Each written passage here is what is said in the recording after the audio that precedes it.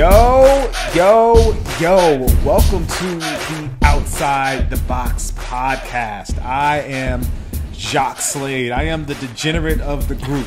I am the bad influence. I am the person you should ignore when you hear this voice, but I am happy that we are back. Took a couple of weeks off, with life things, but we're back. And when I say we, obviously I don't mean me and my multiple personalities. I'm talking about the legendary Tiffany Beers and the legendary Nick Engvall. Nick, go ahead and tell them where they can find you. Nick Engvall, NickEngvall, across all platforms. I don't know, I'm just happy to be back talking to my two friends here and hopefully going to learn some stuff tonight. But Tiffany, why don't you go ahead and introduce yourself? Well, I have to admit, I'm the reason we were offline. I had to make a trip to Asia, but I'm super excited to be back. I've missed these guys. I've missed you guys. I can't wait to answer your questions, and we need more questions. But my name's Tiffany Beers. I worked at Nike for a while, did some shoes, did some things, So back to Jacques. So humble. So humble. Like if I wake up early in the morning and make myself breakfast, I'm talking about it on Twitter. You know what I mean? Like you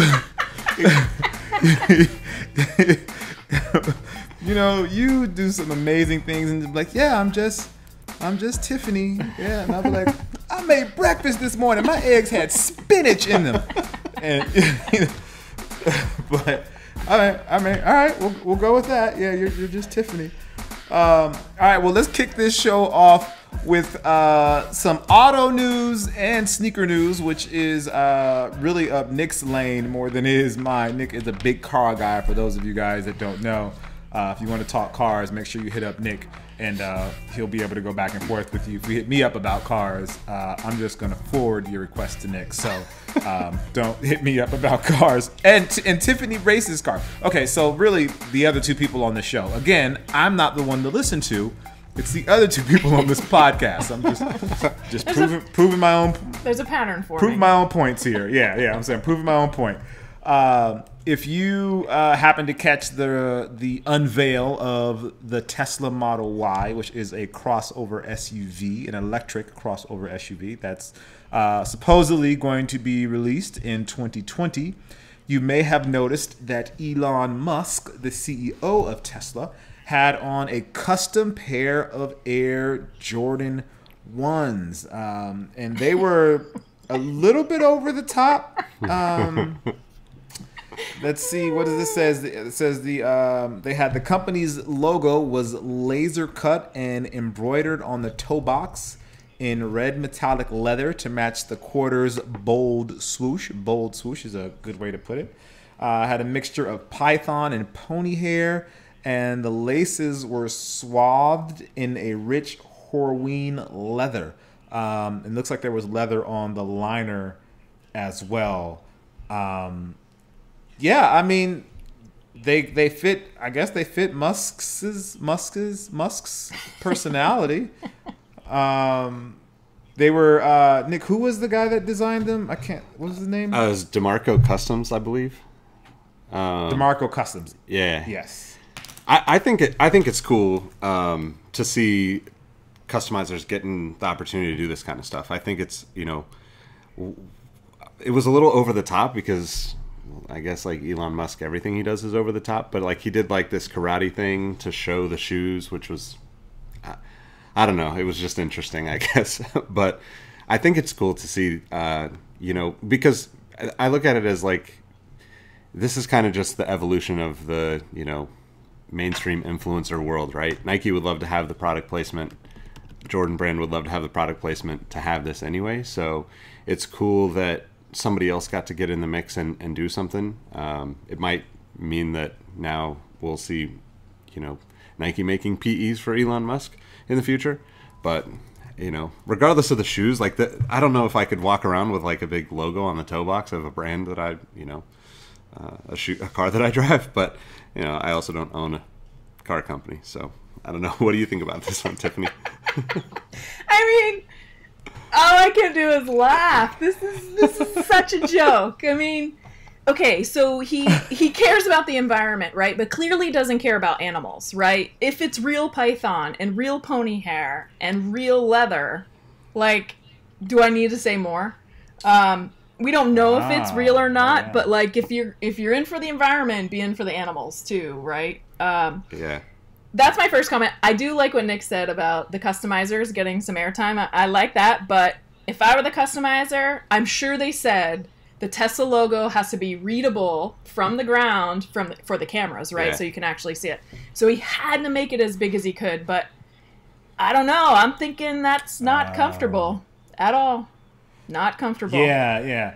So to be fair, it says that these were actually made for Elon's birthday, not specifically for this launch. I guess he just decided to wear them for the launch, is what I'm assuming. That makes more sense. Yeah, definitely. Yeah, and the karate chop thing was definitely weird. The whole like presentation was a little weird, to be honest. But I guess that's kind of the style of these presentations. But yeah, the shoes, I like the colors. They're supposed to be inspired by the Tesla Roadster, which I get. Like, that's cool. Obviously, that's a cool car. But that logo is just so big on the toe. Like, I would have rather they put the Tesla logo where like the Jordan Wings logo is. Yeah. And I think that would have, been a little nicer and I guess a little more classy, I guess. And I don't want to say that to as a reflection of DeMarco's work. He does some really cool customization jobs. But this one, the big Tesla logo just was like a little, I don't know. It was very overt, is the word I'm going to use. I mean, the thing about this is like, this is just the beginning, right? Like, I guarantee you every time we see Elon now, he's going to have a sneaker thing going because he realized he reached a different market and he reached it widely because this was pretty talked about. So this is just the beginning. I can't wait to see who else. Yeah. And I don't think... So, wait. Go ahead.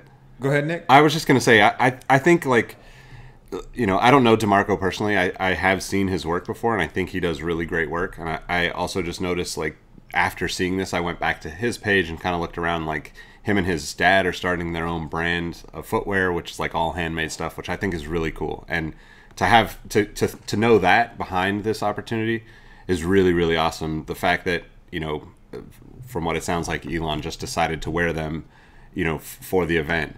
But, like, going back to like his design and having the Tesla logo be so, like intrusive on the design, knowing that it was made for his birthday as like a gift, you probably never thought that he was going to wear this shoe anyway, right? Like this sounds like clearly a I'm going to make this for it to sit on the desk or on the shelf, like when I was at StockX, we did the same thing for Dan Gilbert. We made him a pair of Air Zoom Generations to kind of celebrate the launch of StockX, and had a couple of customizers, one from Detroit, one from Cleveland, to make them.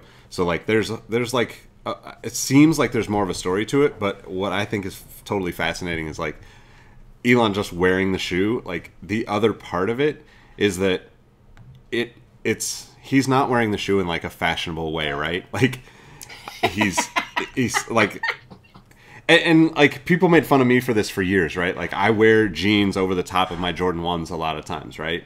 So like you only see the toes, which in that case, like this design is actually pretty functional to have, like from a branding perspective, right? But like to Tiffany's point, I really think this is just like a can of worms that literally just exploded, and now we're about to see all sorts of stuff with these kind of announcements.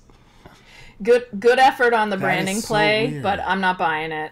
What I do love about this shoe though is that shoelace. Actually, that shoelace looks amazing. Like it's thick, shiny. I'm wondering if it's leather. Like I'd love to see that shoelace in person. That to me is the star of this shoe right here. Yeah, that's a Horween leather shoelace there. I mean, that's beautiful. In case you're wondering. So here's a quick question for you, Tiffany. From being on like the design side, are things like this, like the shoelaces, is all that stuff kind of considered in like the pricing, or is like what you can include when you do a design? So help me understand your question. Is the pricing of the lace included in the design? So like if you designed, say, a Jordan 1 and you wanted to let's put leather laces in there. Is that like a decision that you can make, or does that have to go like to marketing or to manufacturing, or like how does that work? Can I just interrupt and pause real quick? I just find it totally fascinating that Jacques asking the one person who's created self-lacing shoes about shoelaces. Okay, go ahead. I don't like this negative energy. I don't like this negative energy at all. Yeah, I don't know anything about the real laces. No, I mean, you would. It depends on if it's a performance shoe or not, right? Obviously, you would wear test it, but yeah, the designers spec out. They spec out what shoelace is in there, and then cost is absolutely a consideration. And then durability, and how easy it is to lace and unlace. I think the biggest challenge with changing the lace is actually how hard it is to adjust. Like this one's very thick, so it was probably really difficult to actually get through the eyelets, and it's probably a total pain to actually adjust to your foot, and people don't have much tolerance for that kind of frustration. Yes, that is an issue that you have with like these, when you get like leather laces or really nice laces on a pair of sneakers. Like the process of lacing them and tying them is definitely a bit of an issue, and I can see that being yeah, that makes total sense. Like from a brand side being like, nah, like it looks great and it, but the difficulty or the problems that it's going to cause at the, for the consumer is not worth it. So that makes sense. Oh, well.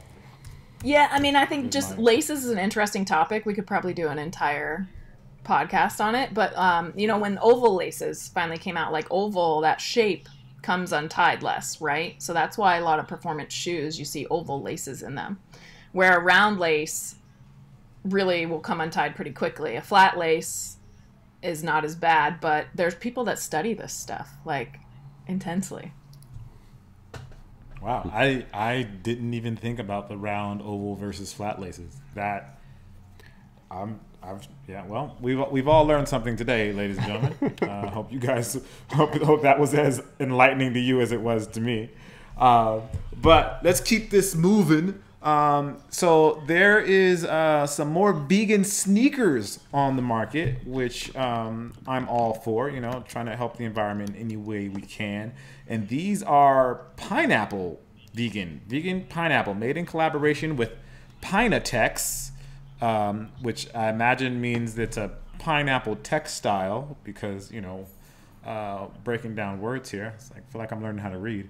A leather alternative made from the leaves of a pineapple plant, a natural and sustainably sourced, cruelty-free material.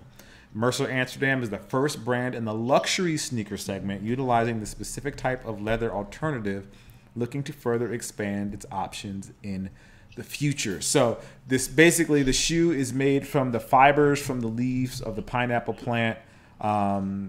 Looks like the leaves are actually discarded when from the pineapple harvest, so the raw material requires no like additional resources to grab. They're bought from the farmers in the Philippines, and the tanning, additionally it says the tanning of Pinatex consumes low water use and low production waste, containing no harmful chemicals or animal products, which is very interesting. It says, let me see, keep reading here. Microfiber textile gives the sensation of real leather, but is in fact a microfiber that is 100% breathable, giving total dryness with thermal cool control for optimal comfort. On Steam is made from a fully durable and environmental point of view, using no real leather and or damaging chemicals in the process. So, just quick question here for you, Tiffany. It says a microfiber textile, which gives the sensation of real leather. Could you explain that in layman's terms? Well, so a microfiber means kind of like if you break it apart, micro and fiber. So it's a fiber that's short, right? So it's a very small fiber. And really all of these words, it doesn't actually define it well enough to really know what they mean. But a textile, is a fabric, which means it's man-made. It's not made of natural materials necessarily. And that's not even true in all cases. So the fact that they say it has the same properties as leather, I'm curious as to exactly what properties they're talking about. So I don't think I can actually answer your question because it's just it's too vague, to be honest. But I love all of this. Like, this is all awesome. But as I've mentioned a few times before, I love the renewable materials on the front end, but tell us how you recycle it. Tell us how you dispose of it, because that's really our bigger issue right now, is disposing of shoes versus the renewable materials. So is it recyclable, or is it edible, or, being made out of pineapple? I don't know. But I do love the fact that they've tried to make mango leather and strawberry leather too. I mean, I wonder if these smell like pineapple. I mean, that'd be pretty cool. But they said they tan it, which tanning is leather tanning in particular is a pretty intense process. You can look up YouTube videos on it. It's very intense, so I'm curious to see how they're actually tanning the pineapple. It's fascinating. Yeah, and then just to be clear for the audience, like, it's the pineapple leaf, which is not the thing that we eat.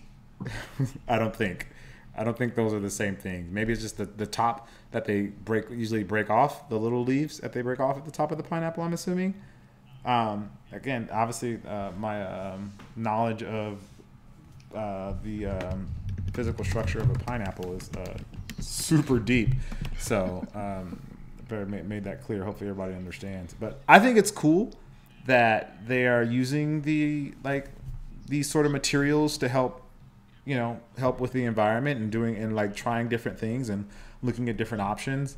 It seems like a lot of this sort of stuff is happening a lot in the luxury market, and I kind of wonder what that is all about. Is it just because this stuff is obviously, I guess now it's more expensive to produce just because it's so new, but it seems like this stuff always kind of comes from a luxury angle as opposed to like an everyday sort of angle. Although, I mean, Nike does some stuff, but like the food leather stuff or like the plant leather stuff seems to be coming all from the luxury market, which is super interesting to me. I don't know.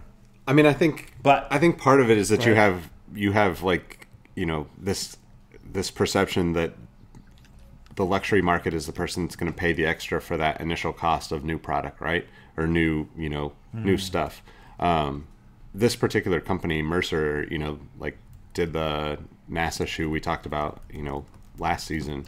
But I think too, like the vegan thing to me is, I wonder how, after talking with Tiffany about this, so many times, I wonder how how we are going to shift from what it's made out of to how it's recycled. That seems to be that's a huge question, because this particular shoe is really interesting to me. Like, if it was something that I came across in a store, I mean, 250 euros, so that's like $300+ for a shoe, but thankfully they don't make my size, so I won't be tempted.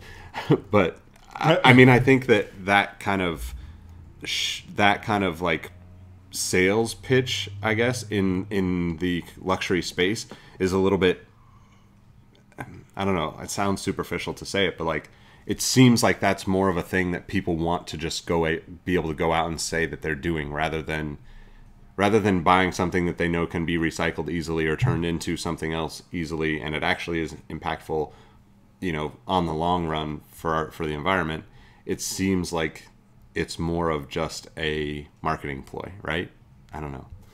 Yeah, I agree. I mean, because you have Allbirds, right? And they do the exact same thing. Renewable materials, $95 for a pair. I mean, they're not the high price point brand.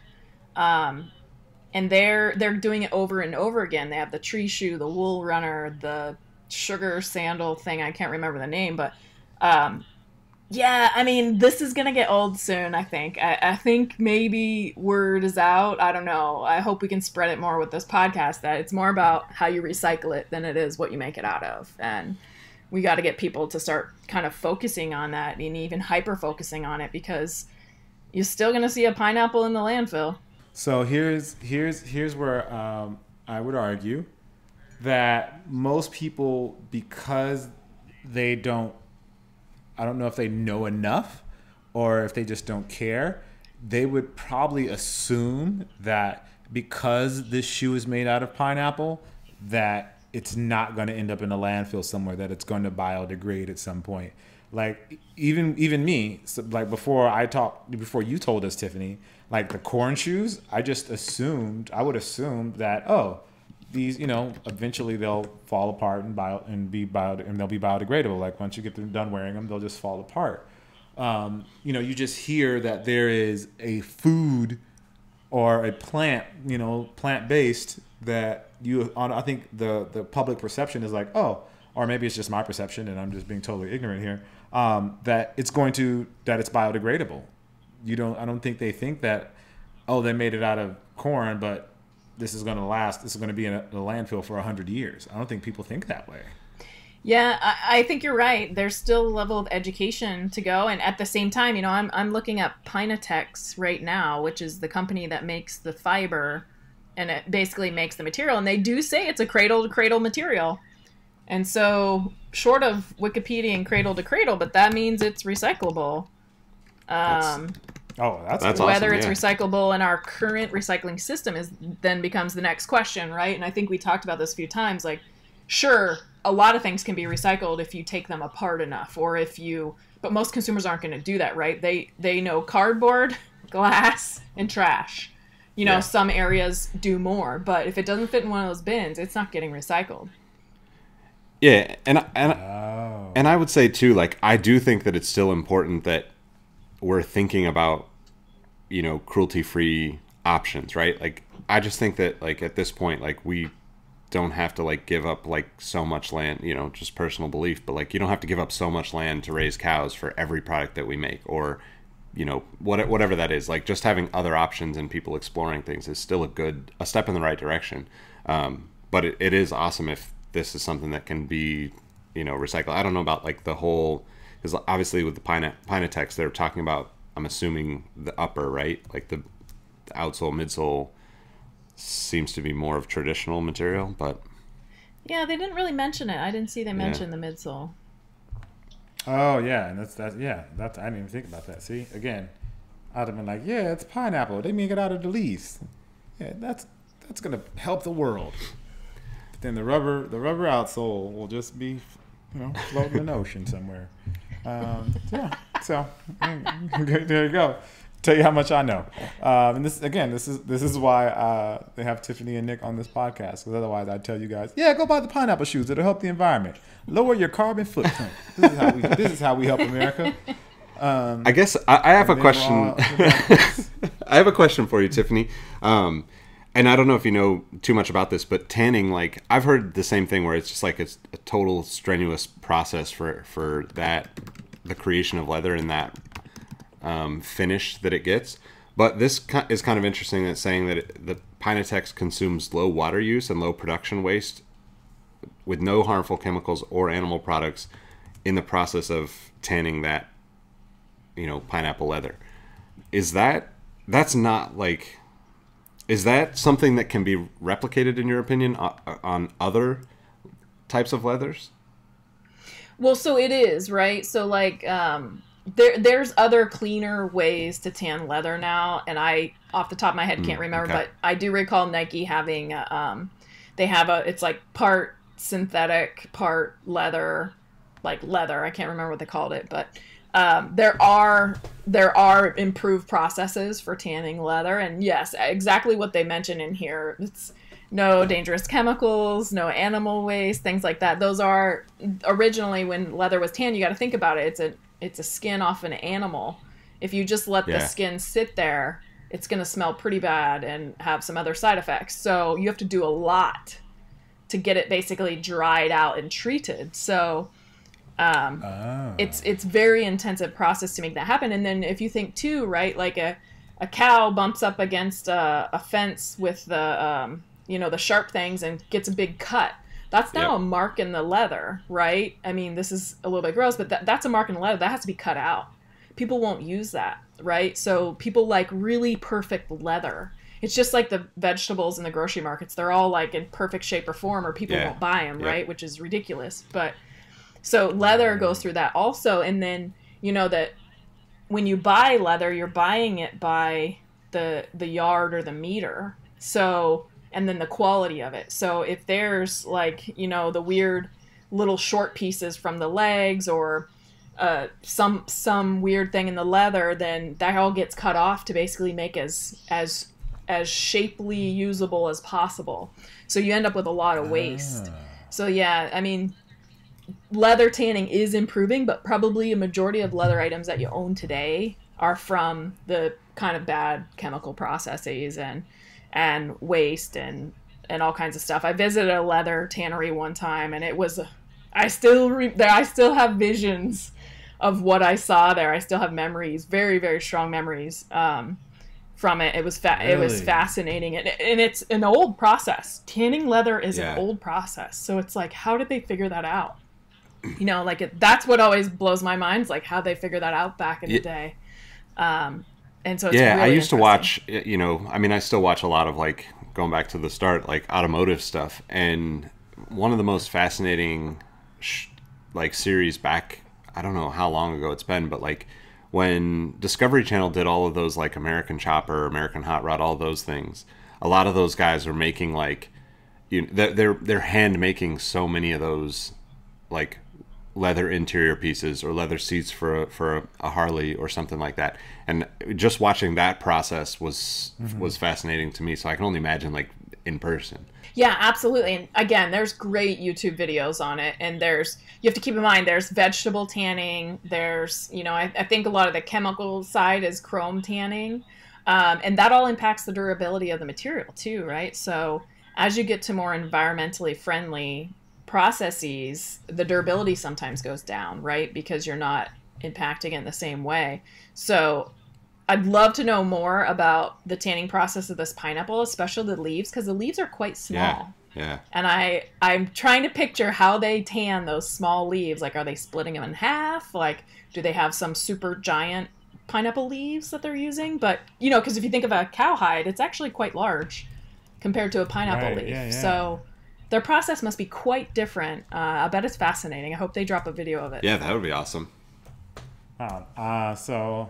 So after this podcast, I'll definitely be looking up tanning videos, because I had no idea. I honestly had no idea, and you guys have totally, like, changed my perspective on, like, maybe this is something that I should be paying attention to and looking. I mean, now that you said that too, not to cut you off, but now that you said that about, like, the leaf size, right? Like, it's really interesting that it's all, you know, like, pineapple leaves, if I remember correct, I'm guessing they're using the leaves from the plant/tree, whatever, that are, like, the long, thin, you know, like, they might be 6 inches at max width. So that means, like, for a lot of pieces, it seems like they'd be, it just seems like a crazy amount of work. Yeah, I mean, if you go to Pinatech's website, you can see some images from it, and you can see, like, the fibers that they're pulling out of these. It's pretty interesting, and you're right. The leaves that they're showing in some of the images now, they don't say specifically that that's what they're using, but the leaves are much bigger and longer. So, fascinating process, no doubt. Like, cheers to Pinatech's for developing such a cool process. Okay, now I see it. So if you guys are listening to the podcast, when you have a chance, go to Pinatech, just search Pinatech's in Google, and it'll take you to their website, and you can get a better idea of what we're seeing right now. It looks pretty interesting, and they do a lot of different things. Looks like they're doing shoes, they're doing bags, looks like they're doing dresses and apparel. So footwear and apparel, bags, watch bands, all of this from the pineapple strands or fibers. Looks like they're doing car seats. Yeah, we'll link. So they're doing. We'll link to it in the YouTube stuff. And on Instagram when we post this episode on Instagram and on YouTube. So I'll put it in the description. Also, that is fascinating. Before we walk away from this, it says right on their website it was developed over 7 years of R&D. Right? Yeah. That's a long time. I mean, the auto lacing took more than 10 years. So a lot of time and effort has gone into making this, which is, you know, now it makes sense why they're at the higher price point, right? The cost that's probably gone into this is way more than we actually think. So it makes me want to get a pair now to support them, right? Because I think it's worth it. That's awesome. That's crazy. That's awesome. That's awesome. Yeah, I gotta really look into this now. First, I gotta look up the tanning videos because you guys have me like super curious about that.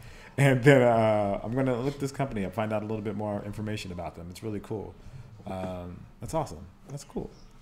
All right, so now let's switch gears a little bit. Although we're still going to be talking about sneakers, it looks like Under Armour hired a new design chief, and this is an interesting one for me, just because I feel like a lot of the conversation in the sneaker world is that Under Armour they're a good brand, but they just don't have the right designs.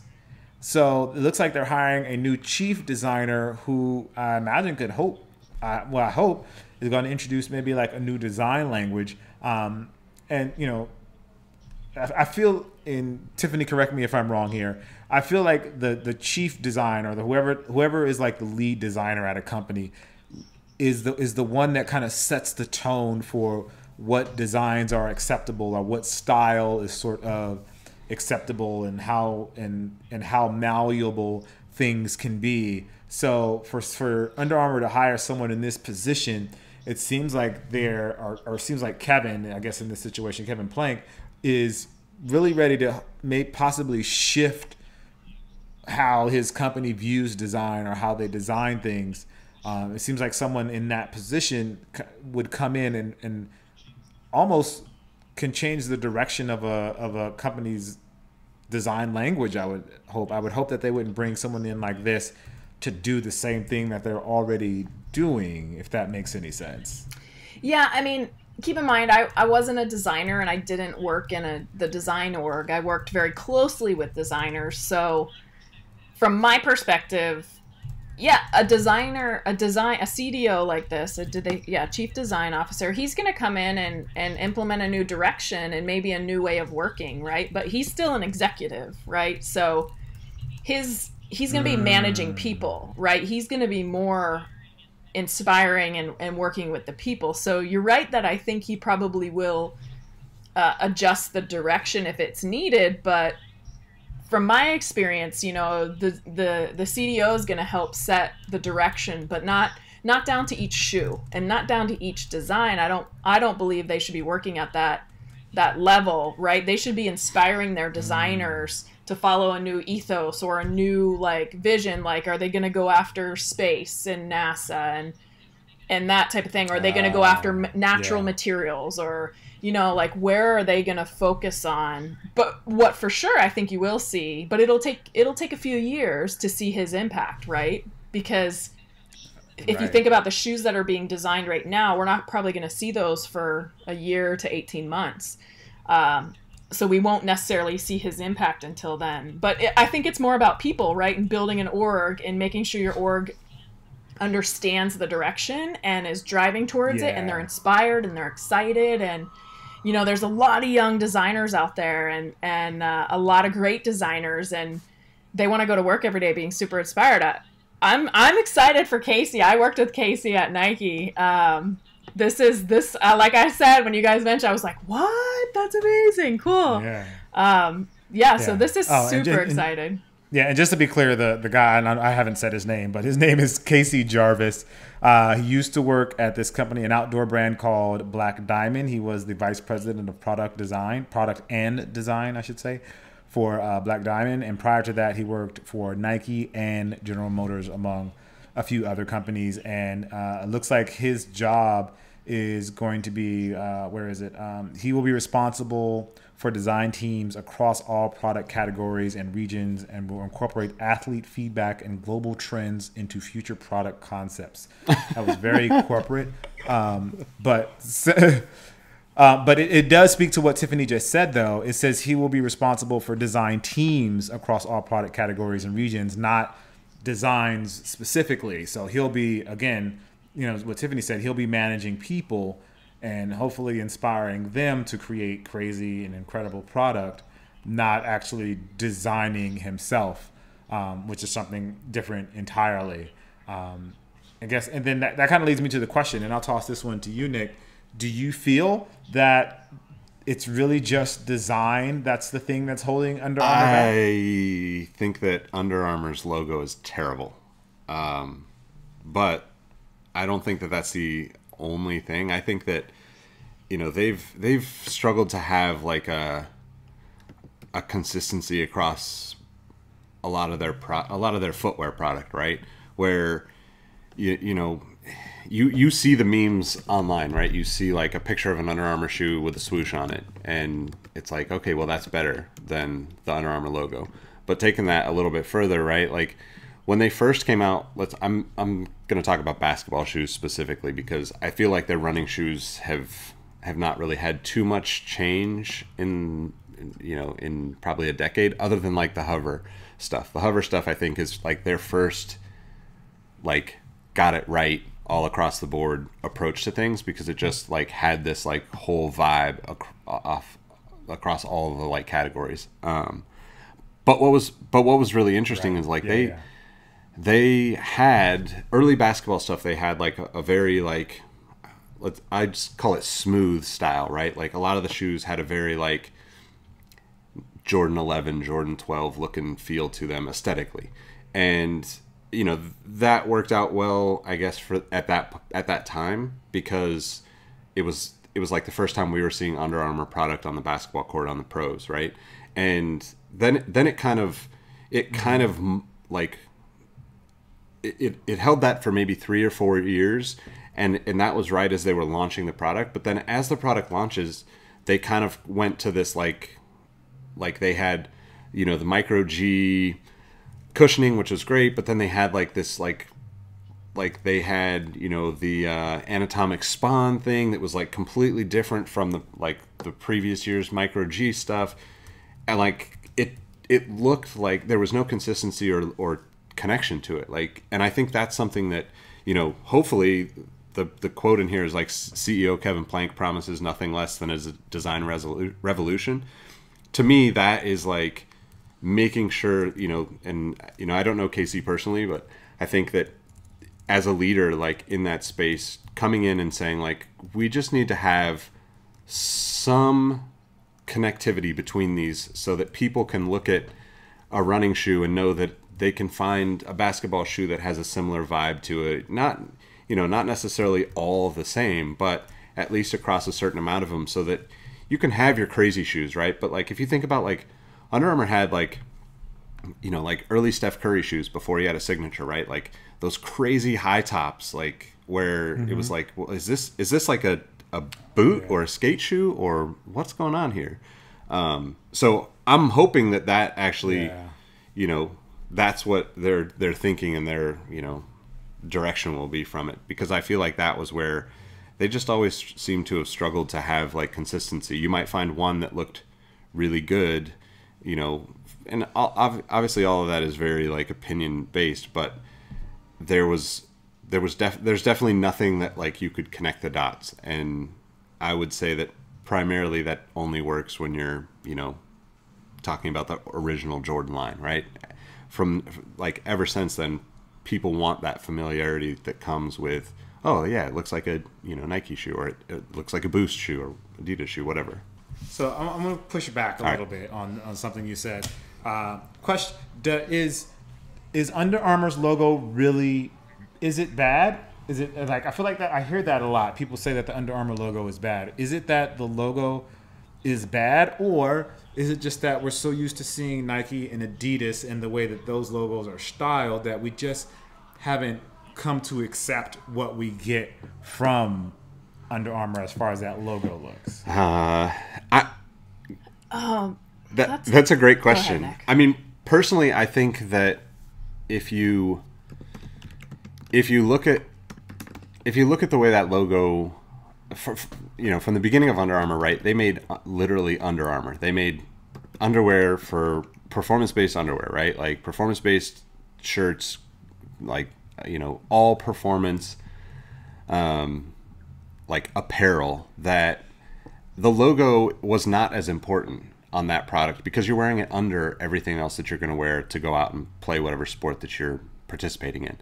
And I think that from from an aesthetic perspective with footwear, there's something about movement and having a flow with a logo that is just subconsciously attractive to us as human beings. And this is just totally my opinion.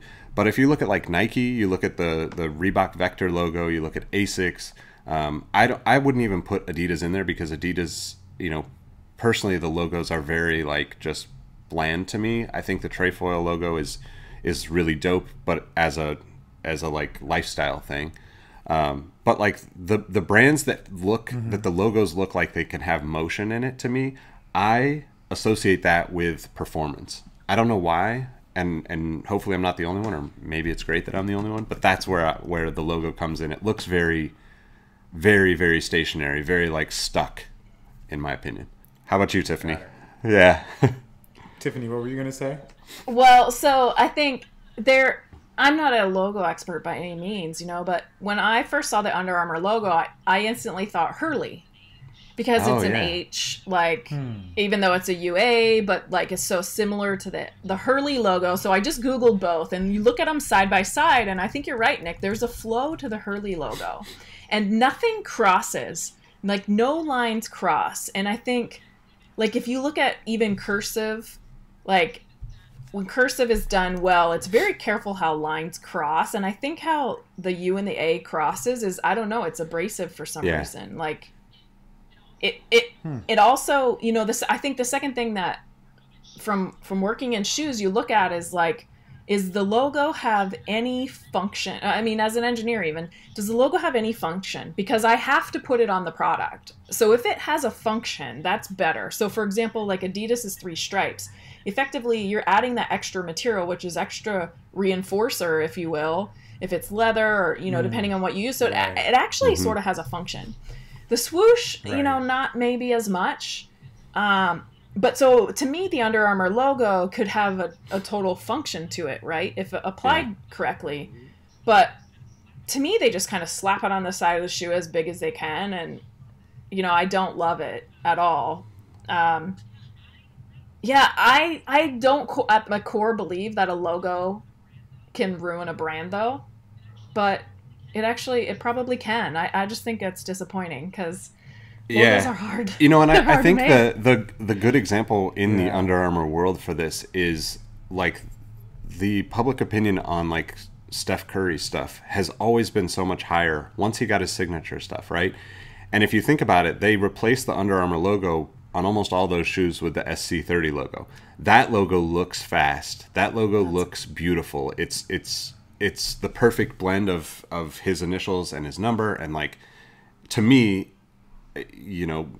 maybe this is my nostalgia kicking in, but that logo looks like it was something that Nike would have done. And it has that like player exclusive, like let me really rep my favorite player by supporting this logo. And the fact that they went almost 100% with the exception of like the outsoles, I think still have the UA logo underneath, and obviously it's probably on the tongue on a majority of them. I can't remember off the top of my head, but exterior wise, the most visible logo on Steph Curry's shoe is the SC30. And I would argue that regardless of his, persona and his fame and popularity, those shoes are the most well received from Under Armour's basketball line. Got it. It is a beautiful logo. The SC. It's just really they did a really great job of flow that is one. a good word. I'd love to know what our listeners think. Like, is it the logo? Yeah. Is UA? Is it the logo? Do they not like the logo either? Yeah, let us know. Tweet us at Outside Pods, or leave us a comment on Instagram. That's also at Outside Pods. Or if you're watching this video right now, head on down to the comments and leave a comment there. Otherwise, just hit us up on Twitter. That's a very interesting conversation because I hear that a lot. I always hear people like, "Oh, the UA logo sucks. The UA logo sucks. UA logo sucks." But this was the first time I've really heard anyone really explain it in a way like that it doesn't flow. And hearing that, you get, it doesn't flow, but it does work for underwear or undershirts or whatever. Like the whole locking U and A, like locking you down on the inside, underneath, like that whole UA style logo works for that. But outside of that, you're just like, oh, all right, maybe that is why it doesn't work for shoes. And like, it's kind of a block when it comes to sneakers. It's more, you see it more as a block as opposed to like a line that complements the lines of the shoe. It kind of works counter to the lines of a shoe. So it's interesting. It's interesting. So yeah. If you guys are listening, let us know what you think. And keeping with the whole Under Armour thing, I want to talk to you guys about the world's most reputable companies, because one would assume that certain companies are at the top and certain companies are at the bottom, but it looks like that's actually switched up just a little bit. So for the number one company, at least in the sneaker category, is actually Adidas, and they're at number 4. There's Rolex, Lego, the Walt Disney Company, and then Adidas, and that is a big deal. And so here, and to kind of put this in perspective as well, this is the world's most reputable companies. I think if this was the U.S., this list would probably be a little different, but this is the world, and Adidas sits at number 4, and Microsoft sits at number 5. Again, I would not picture that. I would imagine that Apple would be ahead of Microsoft, but they are not.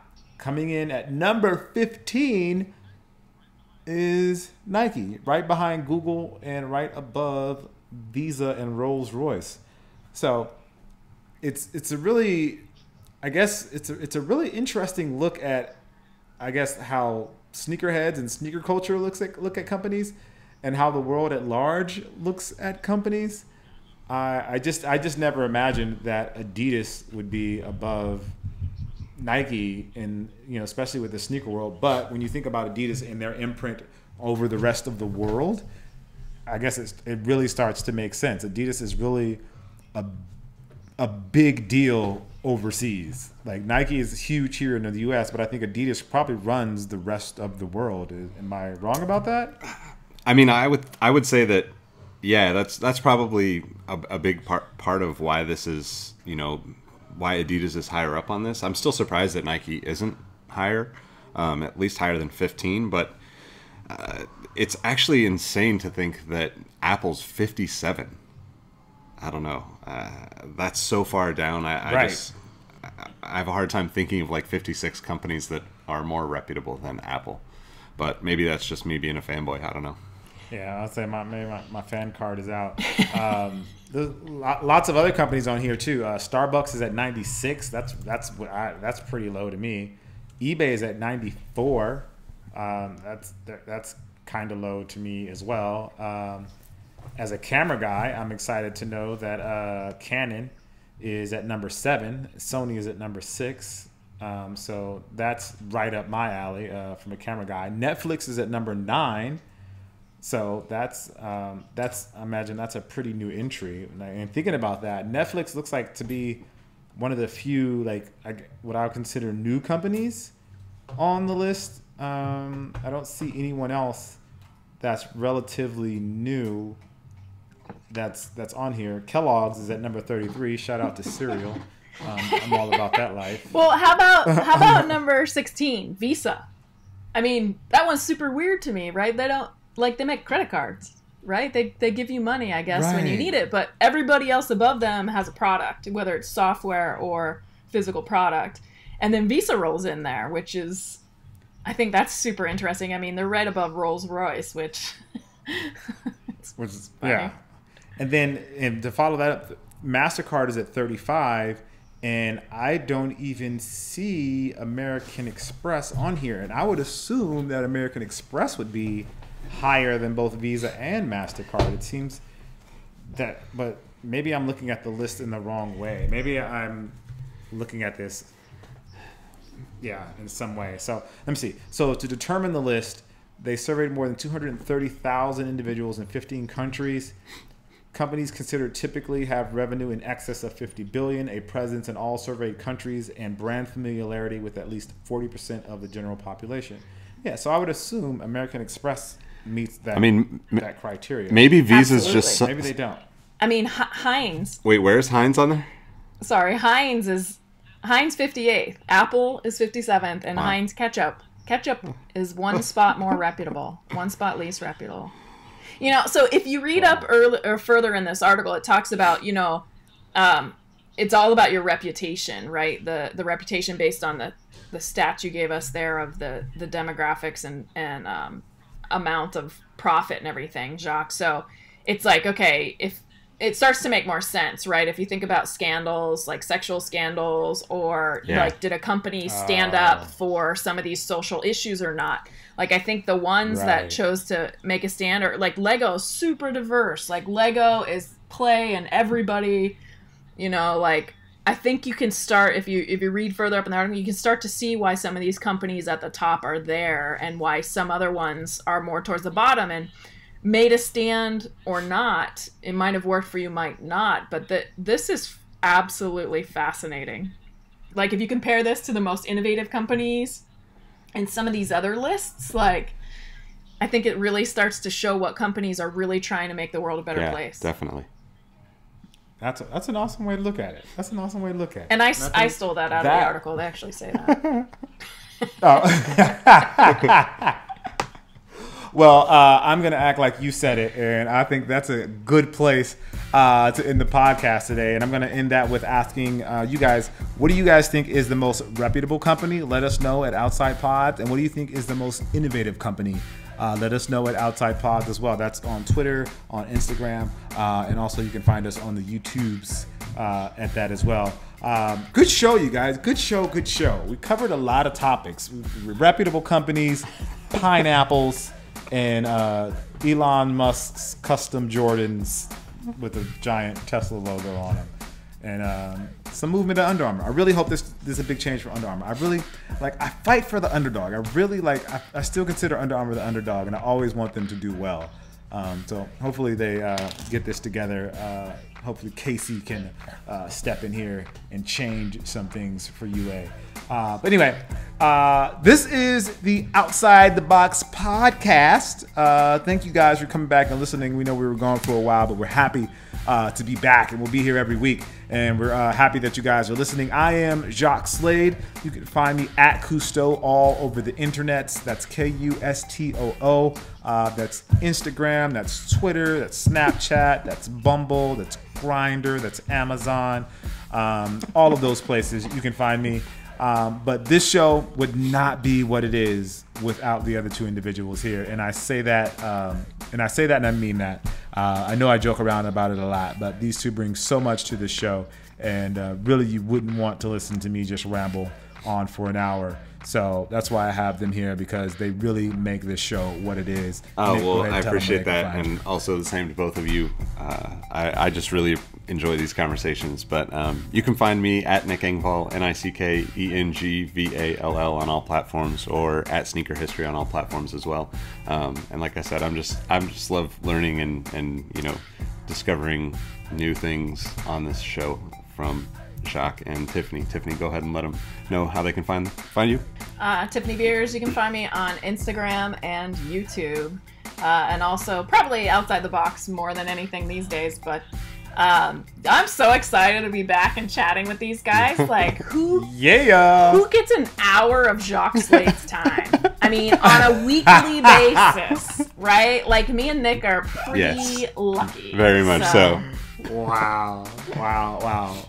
We need to get you back making some videos, Tiffany. I know you're busy and stuff, but we need to get you back making the sneaker videos. You are definitely missed in the sneaker culture. I know. I gotta figure out which shoes to do next. That's the big problem. I gotta come back big. You gotta come back big, come back strong. I appreciate it. I want you back, that's for sure.